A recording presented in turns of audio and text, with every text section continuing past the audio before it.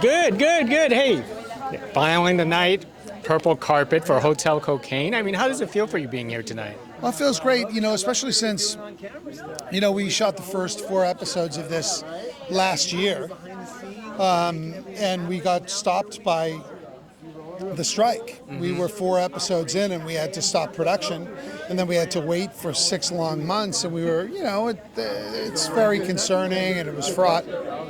And then it was wonderful to be able to get everybody back together and to, have the writers there on set and finish really strong. And it just made it feel even more special that we were able to continue. And it's such a great group. I was saying to these guys, it's a great group of actors and writers, and the crew is fantastic.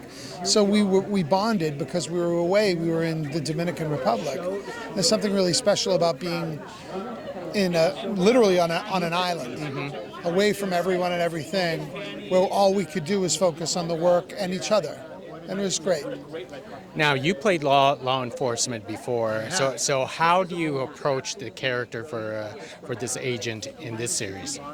Well, I always wanted to, create a distinction between any characters that I play, but particularly law enforcement, because there's going to be crossover no matter what. First, Ian, do you have to be so loud? I'm sorry. Jeez, You know what, I'm Chiklis, trying to I'll hold the take you thought in my downtown head. right now. Let's go. Let's get some hotel cocaine. Let's do it. Come on. Do this right here. Okay.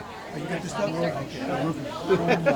I'll keep it down. Enjoy yourself. Okay. We talk to project. We have fun. You do. So I like to create a distinction, as I was saying, in any characters that I'm playing, but particularly with law enforcement, because I have had the great fortune of playing a number of really well-drawn cops, right? And it wouldn't be interesting to me or exciting to me to just play the same guy over and over again.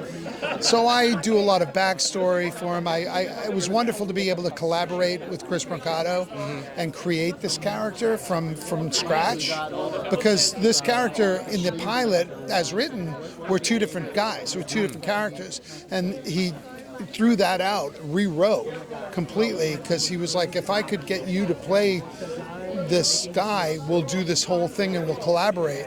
And that really interested in me in it, because if he was willing to collaborate in the way that he did, then I was like, okay, especially after we had several conversations before saying yes, and with all the things that we discussed, it was like, okay, that's a great arc, that's really compelling, and that has places to go, and it's really interesting.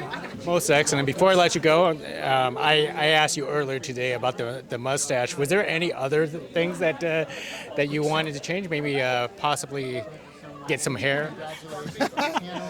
In this one, I was fine with rocking the baldy, but and that honk and mustache is so distinctive, and it really, like, everyone's talking about it, so it obviously popped.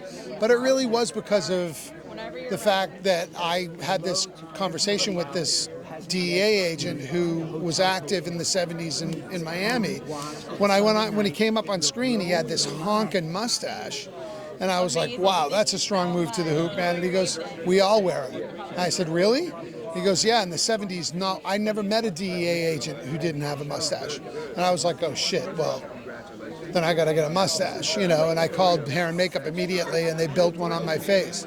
So, I mean, I can grow a mustache, but it was 4 days before shoot. Yeah. So for it to be full like that, honking ass, Well, you know what? It works. Thank you very much. Cheers, man. Yeah, thank you. Bye-bye.